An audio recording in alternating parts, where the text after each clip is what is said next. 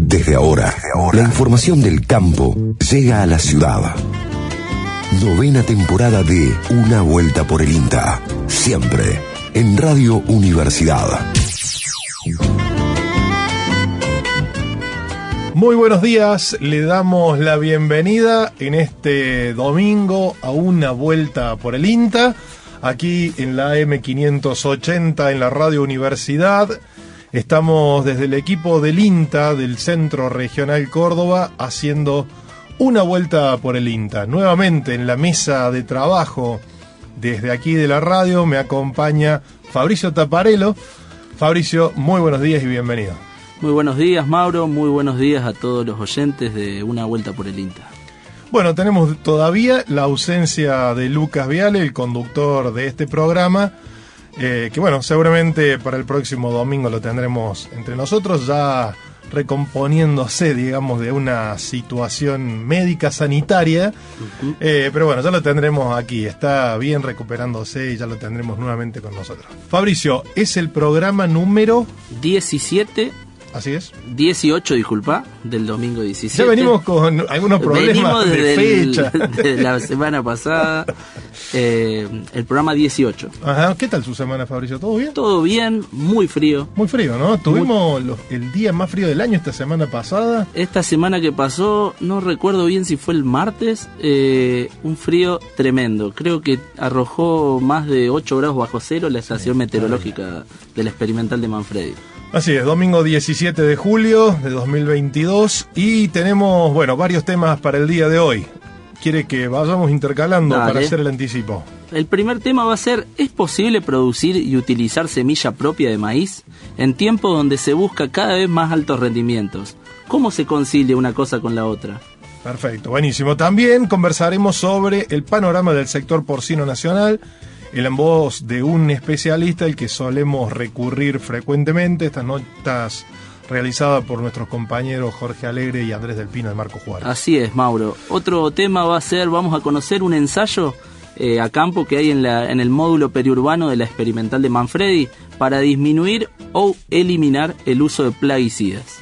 Excelente, bueno, en realidad estamos hablando del sector periurbano, es ese sector que hace de alguna manera de transición entre el campo y la ciudad, es ese espacio que tiene normativas especiales, que tiene leyes, y bueno, ahí se usan productos fitosanitarios. La idea es, bueno, disminuir el consumo, el uso, y hasta eliminarlo. Bueno, ahí vamos a conversar un poquito de qué se trata esto con el módulo periurbano del INTA Manfredi, que hay forestación, hay un par de cosas muy interesantes para ver. Marco Juárez tiene el propio, INTA Manfredi viene también con el suyo. Y por último vamos a conocer un proyecto de INTA que busca indagar en los contenidos de proteínas y aminoácidos de soja a nivel nacional. Vamos a conocer acerca de la obtención de productos proteicos en base a fuentes vegetales en Argentina. Programa variadito el de hoy. Variadito, un popurrí de todo un poco. Bueno, hoy nos acompañan puesta en el aire Mariano Britos, musicalización Zulma Capriles, locución Gabriel Saint-Gene y en la edición Manuel Salto. Vamos a escuchar un poquito de música y enseguida volvemos para desandar esta vuelta por el INTA. Mañana de domingo con la buena música y con temas nuevos también. En este caso, Los Tipitos junto a Vale Acevedo, Llévame.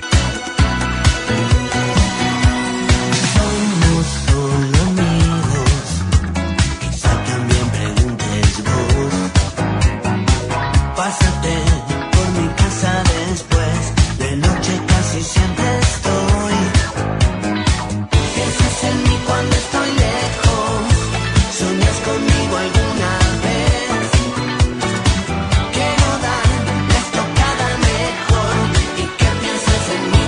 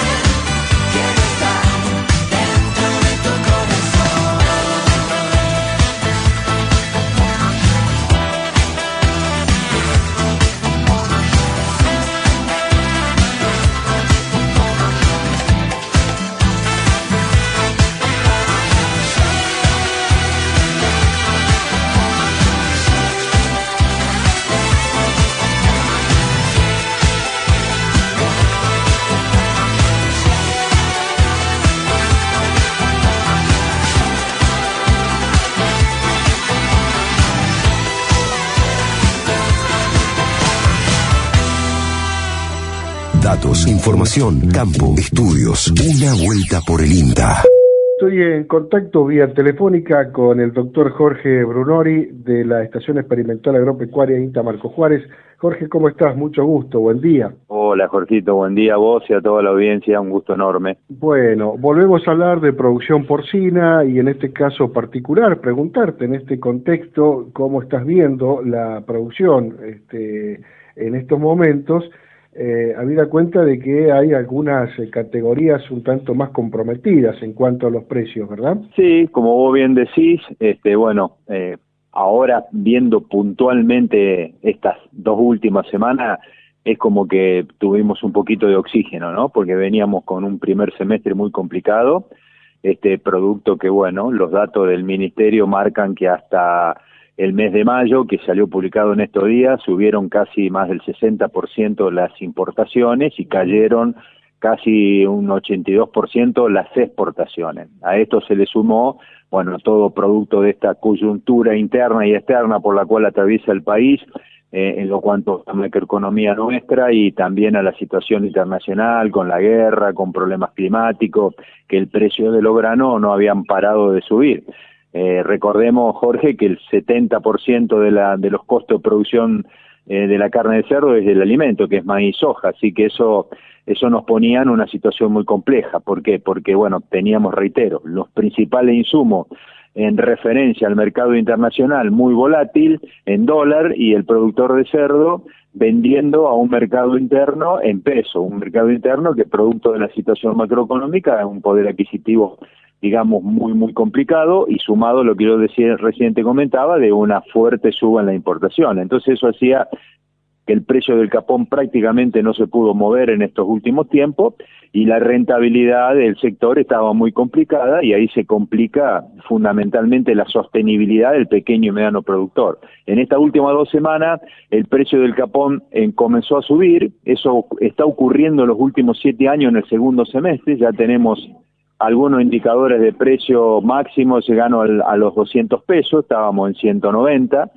y bueno, y también lo que todos sabemos, que bueno, no es bueno para el país, pero para la producción de carne sí, que el precio de los commodities ha bajado, así que bueno, nos estamos empezando a acomodar y ojalá que esta tendencia se acentúe. Por otro lado, acordate, Jorge, que el sector porcino destina de las casi 700.000 toneladas que producimos, el 95% al mercado interno. Y ahora, producto de la caída de la exportación, yo te diría que prácticamente estamos destinando el 100% al mercado interno. Bueno, cuando uno habla del mercado interno, habla del consumidor y habla de que el cerdo hoy está siendo una opción de consumo por ser una carne barata y competitiva con respecto fundamentalmente al bovino. Ahora, esa competitividad se da a costa de una rentabilidad complicada de parte del productor. Pero el consumo hasta mayo ha crecido sustancialmente en consumo de carne de cerdo. Los datos que estoy manejando, que te reitero son de estos días porque lo acaba de publicar el Ministerio, hablan de un crecimiento con respecto al mismo periodo del año pasado de casi un 10%. En estos momentos, crecer en ese volumen realmente es algo que impacta. Bueno, eso es producto que en la góndola es competitivo, para el productor ese precio del capón no le cierra. Claro, tal cual, ¿no? Es un mundo que se tiene que, o un mercado, digamos, mejor dicho, de carnes porcina que se tiene que reconfigurar prácticamente, ¿no? Sí, esa es la palabra justa, hay que reconfigurarnos tranquera adentro fundamentalmente para poder amortiguar todos estos factores que estamos hablando, que a veces no son de la, digamos, de la índole o del manejo del productor. Y yo siempre digo que los tiempos que vienen, porque saldremos de esta situación, ojalá lo más rápido posible, hablo internacional y internamente, por ahí lo interno nos cuesta un poco más, pero siempre nosotros como país estamos saliendo de una crisis y entrando en la otra, así que yo creo que la visión que tiene que tener el productor de cerdo es una visión de tratar de trabajar todos los eslabones que tiene tranquera adentro. Yo siempre digo que hay que pensar más en la reducción del costo que en el precio del capón, porque el precio del capón, como estamos diciendo, a veces tiene componentes como el poder adquisitivo de la gente que hace que uno no pueda tener el precio que necesita, y ni hablar de todas estas variables internacionales que nos afectan. Entonces hay que ser muy, muy estratégico. Yo sé que hablar de eficiencia a veces al productor le suena como que en momentos difíciles vos le estás pidiendo que haga más inversión, que haga, no, en realidad lo que hay que hacer es trabajar fundamentalmente en las tecnologías de proceso, que son todas aquellas cuestiones que uno puede hacer dentro de la granja para disminuir al máximo los costos de producción. Por darte unos ejemplos, reducir las pérdidas en comedero, tener en cuenta la alimentación, tener en cuenta el ambiente para que el cerdo nos haga el máximo aprovechamiento del alimento, que es el principal insumo a disminuir costos. Entonces esa visión, reitero, Jorge, de tener los costos al mínimo para amortiguar estos momentos críticos, y si la cosa se comienza a mejorar, como parecería que empieza a mejorar, bueno, entonces uno ya entra en una franja de rentabilidad acorde. Claro, estos serían desafíos de corto y mediano plazo, ¿no? Sí, son desafíos fundamentalmente de corto plazo, diría yo, ¿no? Para superar las crisis, porque si vos mirás digamos el largo plazo más que el corto y el mediano, yo estoy convencido de que el cerdo tiene un potencial de crecimiento en Argentina muy bueno, y las metas que están planteadas en el plan estratégico para el 2020-2030 se van a cumplir, que es crecer casi a 24 a 26 kilos de consumo y volver nuevamente a retomar el camino de la exportación y llegar a valores por arriba de las 500, 600 mil toneladas, lo cual implicaría, Jorge, prácticamente duplicar el número de madres. Entonces es como que la luz baja de la que estamos hablando y cómo superar estos momentos sin perder productores, fundamentalmente pequeños y medianos. La luz alta es de mucho optimismo. Jorge Brunori, bueno, un referente en la producción porcina, quiero agradecerte como siempre esta predisposición, así que bueno, volveremos como siempre a estar en algún momento, en algún otro instante en contacto con esta producción porcina que es muy importante, ¿eh? Bueno, Jorge, pues sabés que siempre a disposición tuya y de toda tu audiencia, y para mí es un gustazo enorme, así que les mando un abrazo a todos y que tengan un muy buen día. Ahí lo escuchábamos a Jorge Brunori, un especialista del sector porcino, de la producción porcina del INTA Marco Juárez, entrevistado por nuestro compañero Jorge Alegre. Y bueno, siempre damos estos panoramas de la situación del sector porcino nacional. Justamente el INTA ha sido la institución que acompañó y que fue la abanderada en la transformación de la producción porcina, especialmente desde la provincia de Córdoba. Jorge dice, estamos en una situación bastante particular, se ha ido incrementando el consumo, pero bueno, por cuestiones económicas, por cuestiones de índole... Coyunturales. Claro, coyunturales, como bien decía Fabri. Estamos frente a desafíos de corto plazo, que es más bien, en vez de salir a invertir, es meterse en la granja y acomodar las cosas puertas adentro.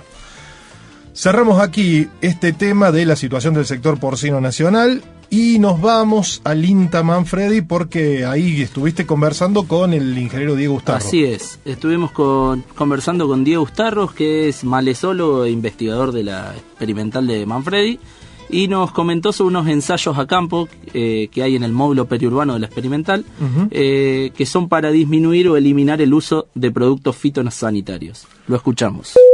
Bueno, soy Diego Ustarros, soy especialista en manejo de malezas y estamos en el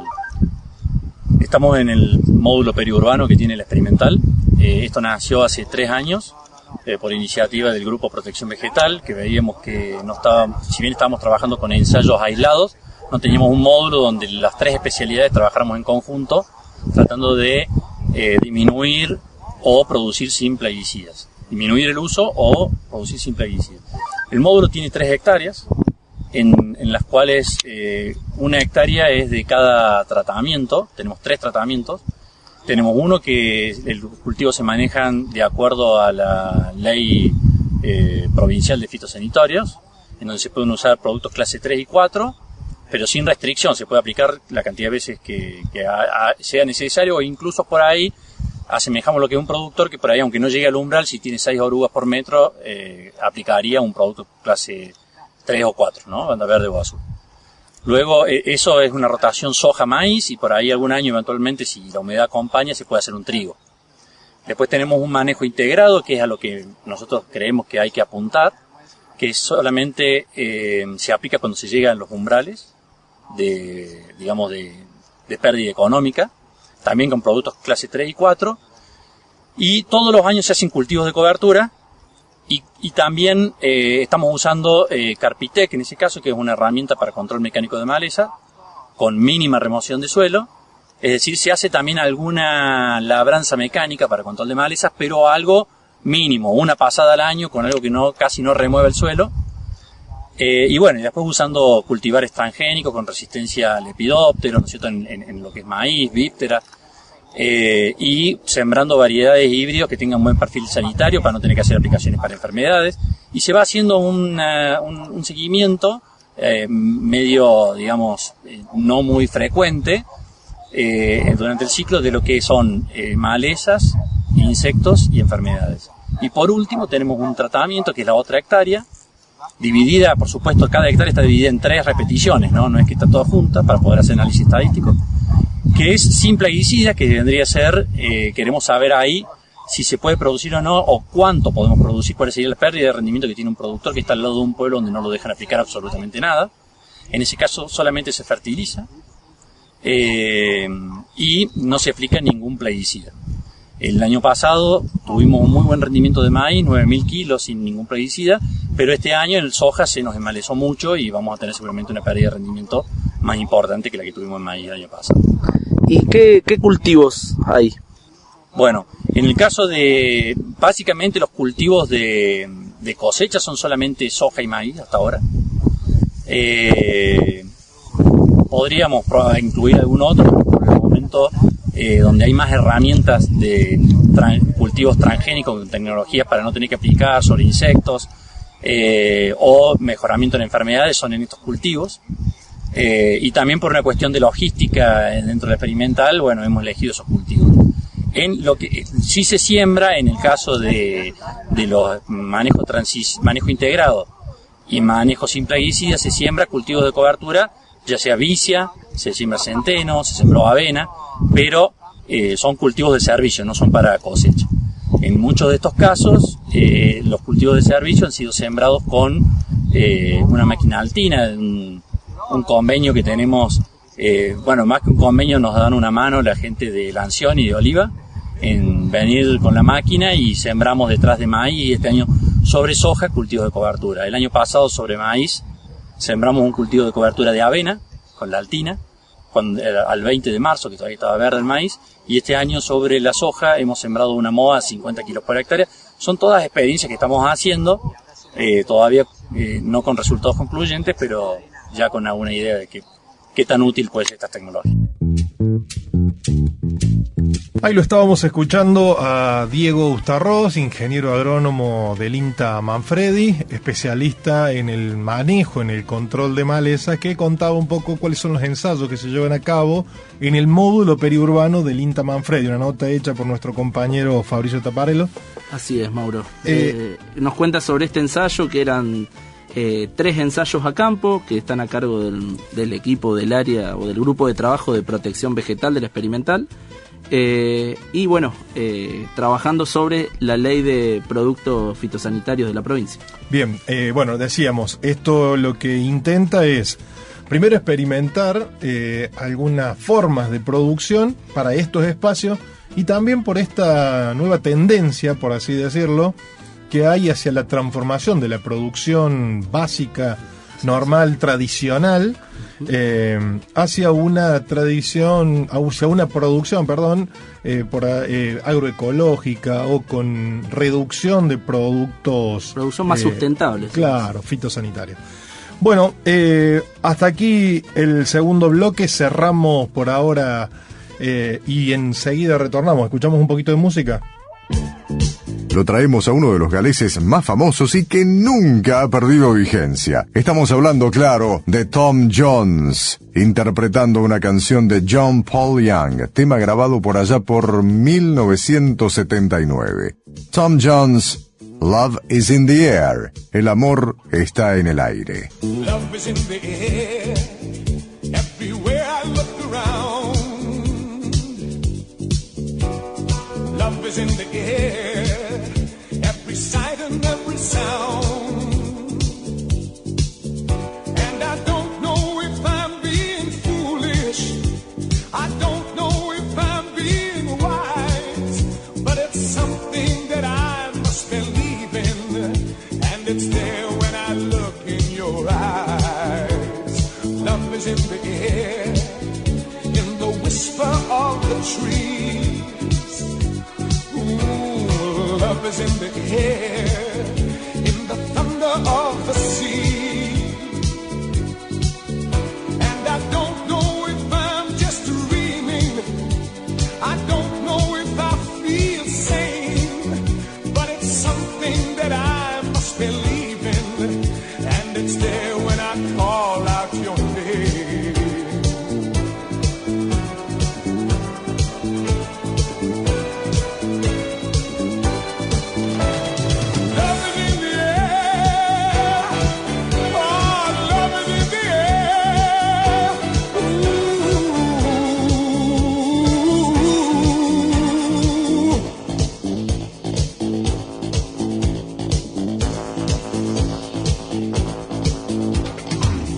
In the air, in the rising of the sun. Yes, love is in the air when the day is nearly done. And I don't know if you're an illusion, I don't know if I see it true, but you're something that I must believe in, and you're there when I reach out for you. Love is in the air, everywhere I look around. Oh, love is in the air, every sight and every sound. And I don't know if I'm being foolish, I don't know if I'm being wise, but it's something that I must believe in, and it's there when I look in your eyes.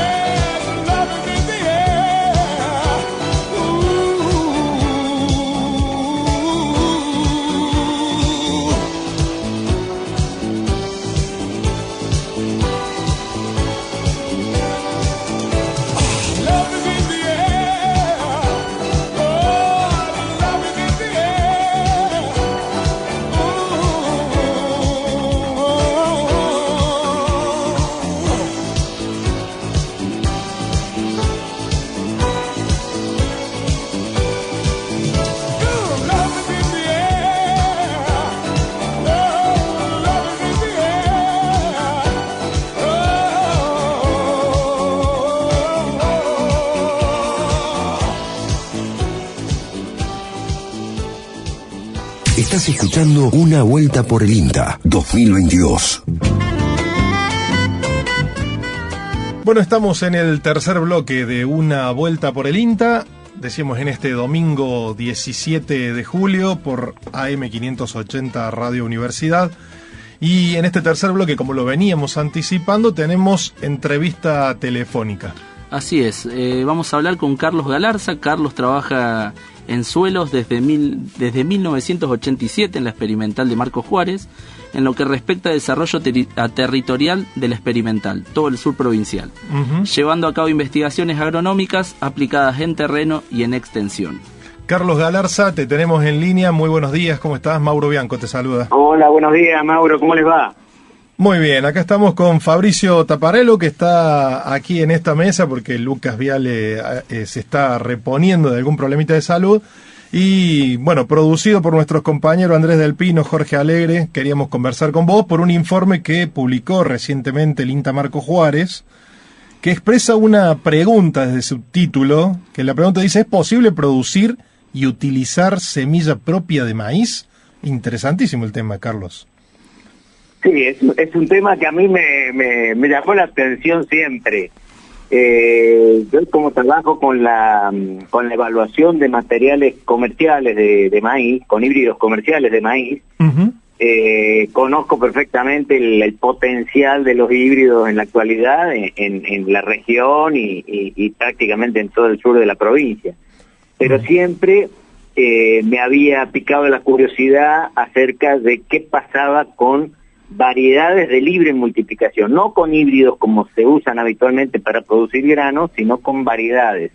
Eso es algo bueno para aclarar, Carlos, ya que arrancamos desde lo básico. Me interesa porque por ahí no quiero que a la gente se le confunda esto de, en algún momento el INTA estuvo acompañando esta campaña de no a la bolsa blanca, no reproduzca semilla de híbrido. ¿Cuál es la diferencia ahí entre un híbrido y una semilla de libre multiplicación? Bueno, el híbrido es un material que se obtiene a partir de un cruzamiento de una línea pura materna y una línea pura paterna, que son genéticamente bastante estables, pero diferentes una de otra, y que durante mucho tiempo, durante la investigación para generar ese nuevo híbrido, se han hecho evaluaciones de cómo se cruza una línea madre con una línea padre, y cómo generan el vigor híbrido por la heterosis que ocasiona ese cruzamiento. Aparece el vigor híbrido y es lo que nosotros vemos como gran rendimiento en una variedad, en un material genético producido de dos cosas bastante diferentes. Los materiales paterno y materno son mejorados genéticamente durante mucho tiempo, y evaluados, o sea, los genetistas hacen miles de comparaciones o de cruzamientos y de evaluaciones entre cómo cruza un padre determinado y una madre determinada hasta que obtienen los materiales que combinan bien y dan un alto rendimiento de grano. Eso o es alguna característica especial de sanidad o de características agronómicas especiales. Bien, ese es el híbrido, ¿no es cierto? Ese es el híbrido, exactamente. Que vos todos los años tenés que comprar porque genéticamente son heterogéneos. O sea, a pesar de que el material se ve todo homogéneo, en la siguiente generación, claro, cuando vos usás esa semilla como semilla, aparece la segregación genética que se llama. Bien. Respondiendo a las leyes de Mendel, un 25% se parece al padre, un 25% se parece a la madre, y solo el 50% restante es parecido al híbrido que le dio origen. Ah, bien. Y se diferencia... Pero resulta que el padre y la madre generalmente son de baja producción. Bien. Entonces, si vos usas semillas para obtener, hijos de híbridos, vas a obtener una merma en el rendimiento. Ahí está el meollo de la cuestión. Por eso es... Bien, ¿y cómo se diferencia de la semilla de libre reproducción, circulación? Bueno, la semilla híbrida, como te decía, es un cruzamiento. Bien. En cambio, la semilla de libre multiplicación es una población no de una línea paterna y una línea materna, sino muchas líneas paternas y muchas líneas maternas que forman una colección o una población muy heterogénea y muy vasta de genes que al cruzarse tienen una variabilidad propia de una población diversa. Bien. Entonces, genéticamente son bastante digamos, diferentes, pero con el autocruzamiento durante unas cuantas generaciones se llega a estabilizar. Lo mismo que habían tenido que hacer los genetistas para obtener una madre y un padre genéticamente homogéneos. Bien, bueno, entonces, ahora, para una variedad, haces un montón de generaciones de automultiplicación y obtenés una población homogénea. Sobre este tipo de semilla es la que habla este informe. Exactamente, sobre ese tipo de materiales que no necesitan un cruzamiento para obtener la semilla madre o la semilla productora, sino que es una población que se autofecunda en población y se automantiene, digamos, en sus cualidades. Carlos, Fabricio te habla. Con respecto a esta población de una generación de semilla propia, estamos hablando de maíz. En nuestro país, hay de maíz y en qué otro cultivo se da? Bueno, las especies autógamas se autofecundan y se mantienen genéticamente bastante parecidas al padre o a la madre. En realidad se autofecunda con su propio polen. Un trigo o una soja tiene una altísima proporción de autofecundación. Por lo tanto, la semilla que vos sacás es muy parecida a la semilla que le dio origen.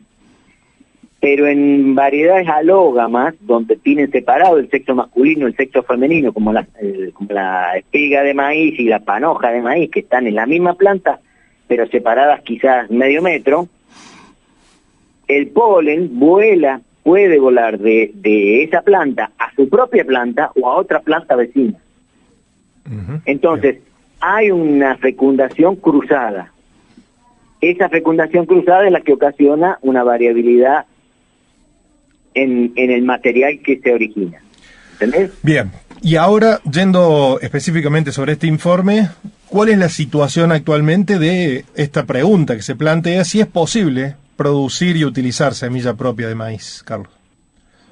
Bueno, yo antes, cuando empecé a trabajar en esto hace muchos años, pensaba que multiplicando hijos de híbridos iba a perder buena parte del rendimiento. Por esa misma situación, esa misma causa de la segregación de caracteres, y que teóricamente se va perdiendo el vigor híbrido de padre y madre cruzados y que obtienen el vigor híbrido. Pero en realidad el mejoramiento, digamos, la calidad o la capacidad de producir de esos materiales que se cruzan no se pierde en esa proporción que yo te decía de 25% paterno, 25% materno y 50% realmente de cruzamiento, porque el rendimiento está generado por muchos alelos, por muchos genes, no por un par de genes que responden a esa proporción. Entonces el rendimiento cae, sin duda que cae, pero no tan profundamente como uno se podía imaginar. Y haciendo selección masal, o sea, una selección que no requiere un cruzamiento tan guiado y tan organizado por un plan de mejoramiento de un INTA o de un criadero, sino por propios productores, es posible ir mejorando levemente ese material heterogéneo con que vos partís para obtener una variedad, y lográs estabilizar al cabo de 8, 10, 12 generaciones un material hasta que sea suficientemente homogéneo para usar como propia semilla. Bien. Lógicamente, como uno no explota el vigor híbrido, no explota la heterosis como explosión de mejoramiento de los caracteres que se demuestran en el hijo, el rendimiento no es tan alto como el del híbrido. Pero tampoco es tan bajo como uno imaginaba originalmente. Bien. Actualmente, ¿cómo esto cualquier productor lo puede llevar a cabo? ¿Cómo se puede realizar? Bueno, de hecho, en la región de las tierras ahí al oeste de Río Cuarto, había productores que usaban maíz como doble propósito. Cuando las condiciones eran buenas, cosechaban ese maíz. Cuando las condiciones eran malas, soltaban a los animales y lo hacían pastorear directamente el cultivo en pie. Para ese material, ese maíz de bajo costo que usaban todos los años, usaban mitad de material de hijo de híbrido, un poco más de mitad de material de hijo de híbrido, y en algunos tachos de su sembradora ponían semilla híbrida. Entonces eso lo hacían todos los años. Ponían un 10, un 20% de semilla híbrida y el resto de hijos de híbrido. Y daba, bueno, un rendimiento intermedio, bajo, pero como era de doble propósito, en realidad lo que más les interesaba era la producción de forraje. Pero en los años buenos lo cosechaban. Claro. Y al año siguiente lo volvían a sembrar. Ese proceso lo repetían durante muchísimos años. Y a lo largo del tiempo, y repitiendo ese mismo proceso, llegaban a tener un material que era hijo de híbridos, pero ya de segunda, tercera, quinta y octava generación, y se obtenía un material medianamente homogéneo que lo lo usaban como semilla propia. Incluso mejorando ese material como semilla propia, lograron estabilizarlo y obtener algunas variedades que hoy día están usando como material para sus propias producciones, que es hija de híbrido de quinta, décima, octava o novena generación. Y entonces tienen un material medianamente estabilizado, barato, y que no produce tan poco como se pensaba que se iba a producir. Han logrado, sin quererlo, variedades prácticamente estables. Y bueno, algunos productores que conocen un poco más de genética, hay algunos que están en el grupo de Pampa Orgánica Norte, por ejemplo, o algunos que son docentes de la Universidad de Río Cuarto y son productores, utilizan esta metodología para obtener sus propias semillas. Y entonces así han logrado seleccionar 4 o 5 variedades de libre multiplicación para producir grano como commodity, o sea, un grano como el que produce el híbrido, pero para vender así como commodity, que rinde un 70-80% de lo que rendiría un híbrido que vale quizá $200 por hectárea. Entonces, estos productores utilizan semilla propia. Bien. No es una semilla comercial porque su interés es simplemente ahorrar esa compra anual del híbrido comercial, y tienen rendimientos aceptables como para que sea competitivamente rentable.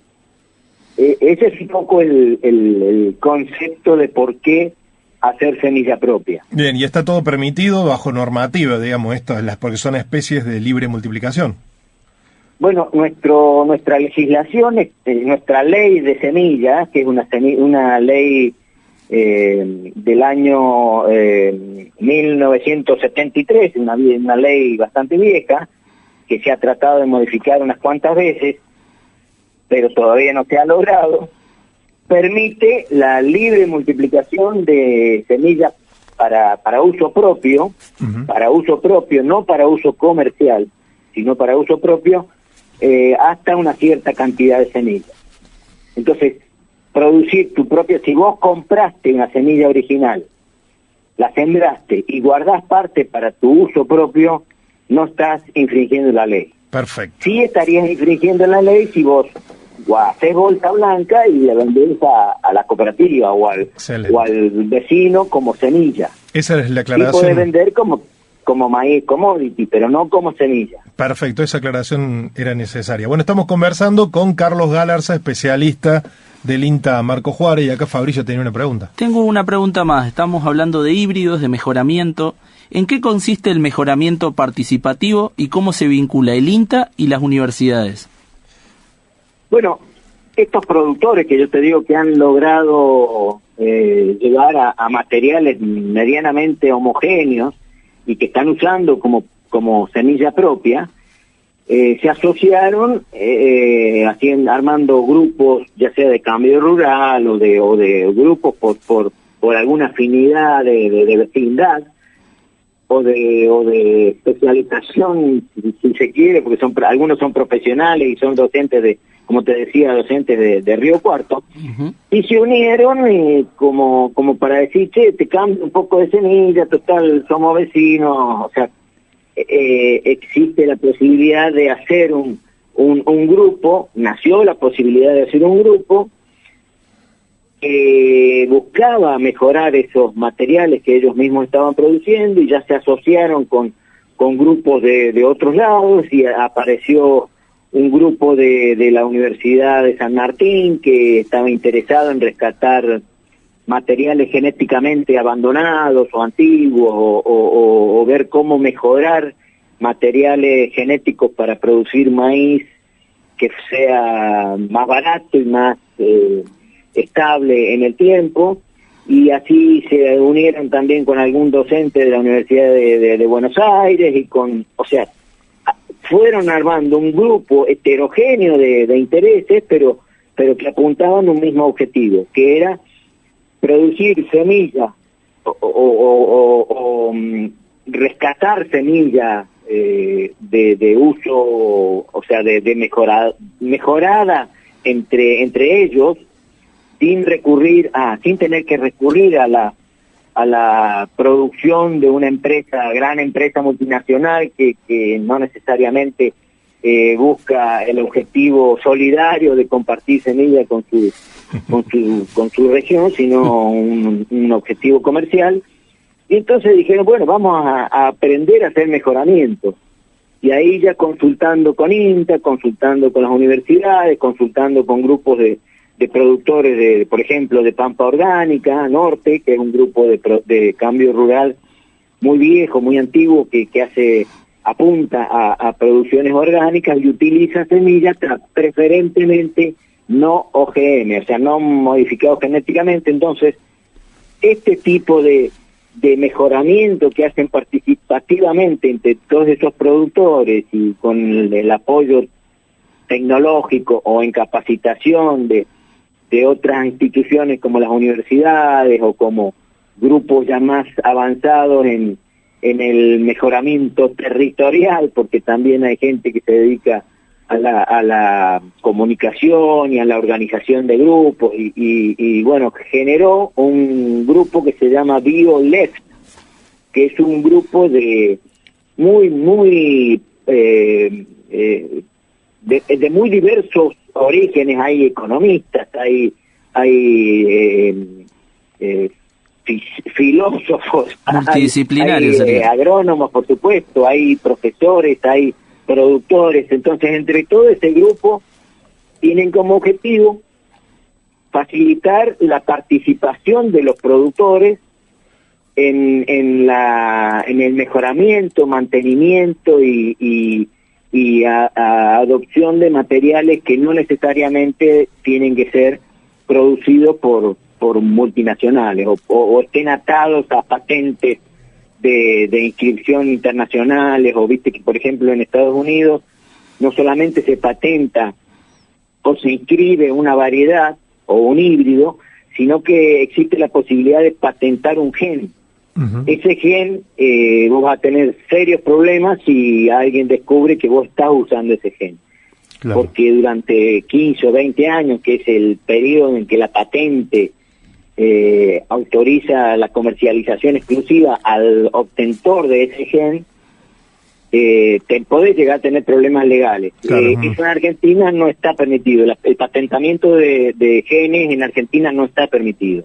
Buenísimo. Sí, excelente. El obtentor de una variedad tiene posibilidades de inscribirla y tener una cierta exclusividad en el uso de una variedad nueva, pero tiene una caducidad de 10 a 12 años o a 15 años, dependiendo el tipo de materiales que ha mejorado, y queda como patente libre. O sea, después de un cierto tiempo, cualquiera puede usar ese material para hacer su propia mejoramiento o su propia producción. Bueno.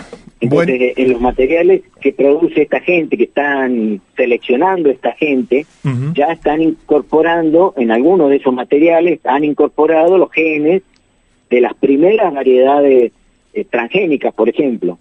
Uh-huh, entonces, ellos tienen variedades de libre multiplicación con genes o con eventos transgénicos incorporados en esas variedades. Esas variedades, por supuesto, no sirven para producción orgánica, porque los productores orgánicos prefieren no transgénicos, materiales, claro, no transgénicos. Claro.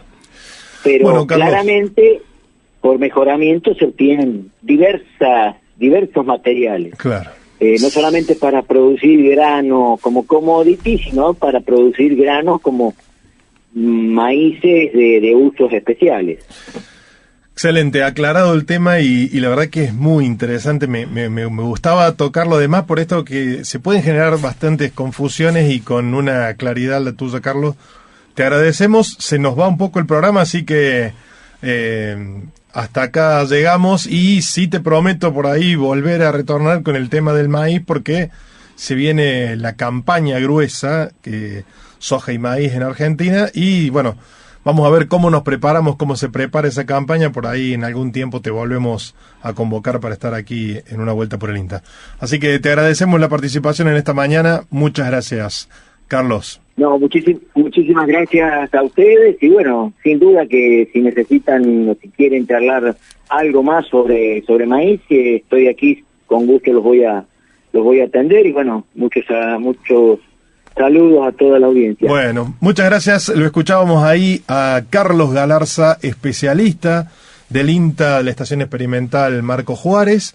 Carlos Galarza es un referente, decía Fabricio al presentarlo, desde 1987 en el INTA Marco Juárez y todo lo que ha tenido que ver con desarrollo territorial, sobre todo en el sur provincial, suelo, bueno, ahí decía maíz y todos estos temas. Carlos ha sido realmente un referente. ¿Cerramos este bloque, Fabio? Cerramos este bloque, como bien decías, muy amplio el conocimiento de Carlos, sí, hablando desde una semilla hasta el mejoramiento genético de lo que venga. Bueno, cerramos el bloque, enseguida retomamos con más informe que tenemos en Una Vuelta por el INTA.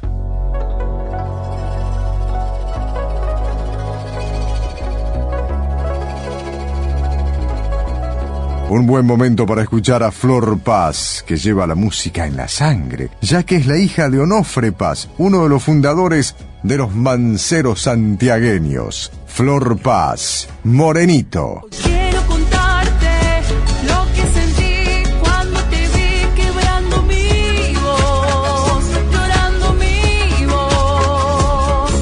Seguías la luna cuando amaneció y naranja pintó el cielo los dos y perdí la razón. Mi alma sintió el poder, vi en tus ojos atardecer todo lo que fui. Tu mirada como la miel, hasta el viento quebró mi piel y sé que al fin iré por ti. Ay, morenito, mi amor, llegué a la cima por vos. No quiero dejarte ir, tampoco quiero vivir sin ti. Mis lágrimas quieren sentir, bailar y hasta con tu sombra anticipar ti.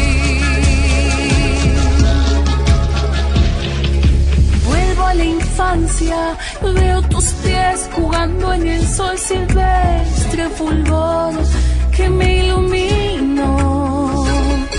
El paso del tiempo se quiso llevar, mi mente oculta nunca lo logró apagar ese amor. Mi alma sintió el poder y en tus ojos atardecer todo lo que fui. Tu mirada como la miel, hasta el viento quebró mi piel y sé que al fin iré por ti. Ay, morenito, mi amor, llegué a la cima por vos. No quiero dejarte ir, tampoco quiero partir sin ti.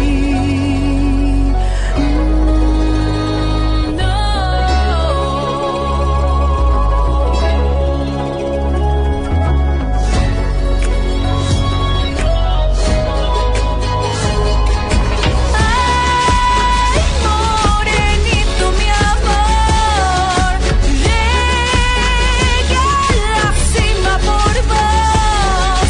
No quiero dejarte ir, tampoco quiero vivir sin ti. Mis lágrimas quieren sentir, bailar y hasta con tu sombra anticipar ti.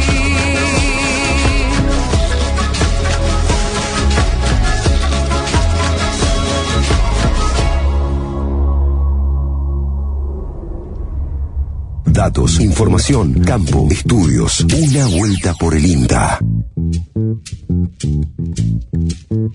Cuarto y último bloque en este domingo 17 de julio de Una Vuelta por el INTA y vamos a hablar en este momento, en realidad vamos a conversar con un especialista del INTA, de la Agencia de Extensión Rural Totora de la provincia de Santa Fe, la licenciada Cecilia Coroni, que nos cuenta un poco qué son los productos proteicos y para qué se usan y vamos a hablar de la obtención de productos proteicos en base a fuentes vegetales en Argentina, principalmente de soja, lenteja y arvejas, y de porotos y garbanzos.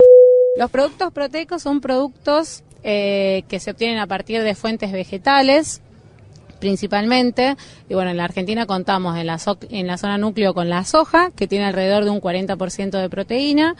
En el sur de Santa Fe y norte de Buenos Aires, legumbres tales como las lentejas y las arvejas, y después también en otras zonas de la Argentina, como Córdoba y Salta, tenemos producciones de garbanzo, de poroto blanco, poroto negro, bueno, y distintos tipos de porotos, ¿no?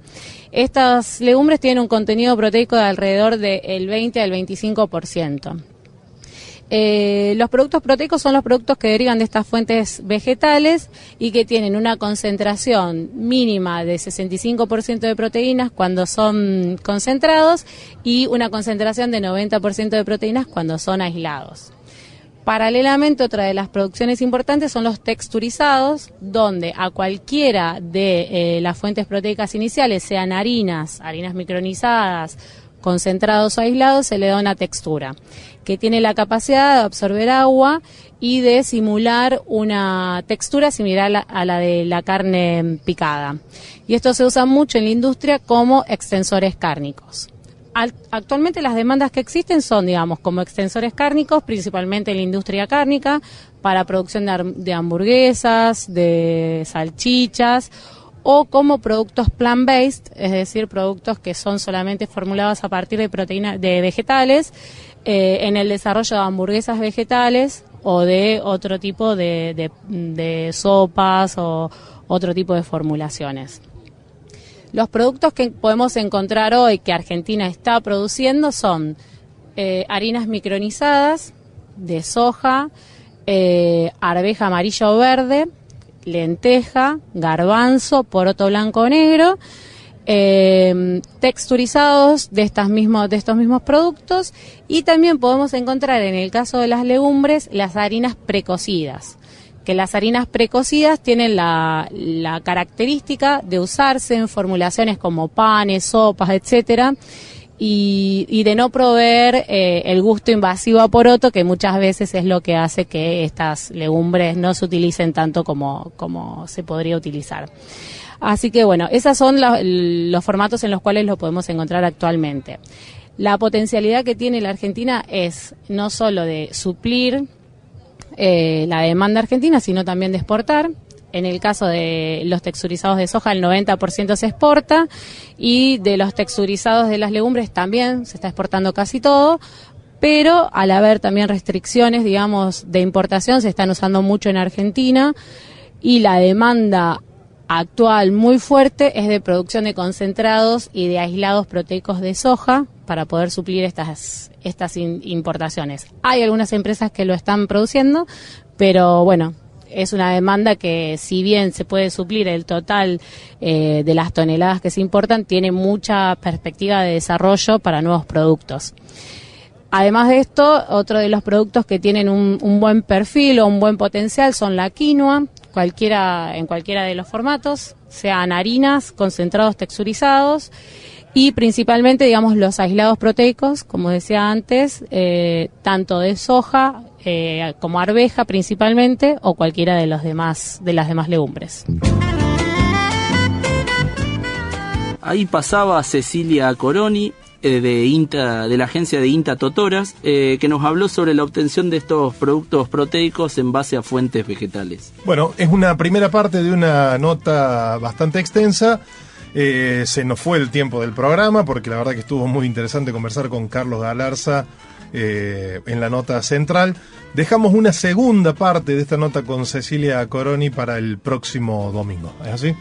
Así es, Mauro. Si quieren seguirnos por redes sociales o ver el programa o volver a escucharlo, por Facebook a Una Vuelta por el INTA, y si no, mediante WhatsApp al 03572528693. Bueno, cerramos en esta mañana. Saludos a algunos oyentes que estuvieron escribiendo, contactándose con nosotros: Sebastián Zarco, Daniel Oliva, Silvia Córdoba y Gloria Aravena. Bueno, al inicio les comentábamos este Este programa, Una Vuelta por el INTA, es producido por el equipo de comunicación del Centro Regional Córdoba, Jorge Alegre y Andrés Del Pino, de INTA Marco Juárez, y por INTA Manfredi, Lucas Viale, Lucas Cueva, Fabricio Taparello, que me acompaña aquí en el estudio, y quien les habla, Mauro Bianco. En la puesta en el aire estuvo Mariano Brito, musicalización Zulma Capriles, en la locución Gabriel Saint-Gené y en la edición Manuel Salto. Nos despedimos, nos vemos, nos escuchamos el próximo domingo. Así es, Mauro, nos escuchamos el próximo domingo. Hasta entonces. Hasta aquí, Una Vuelta por el INTA, por Universidad, tu propia voz.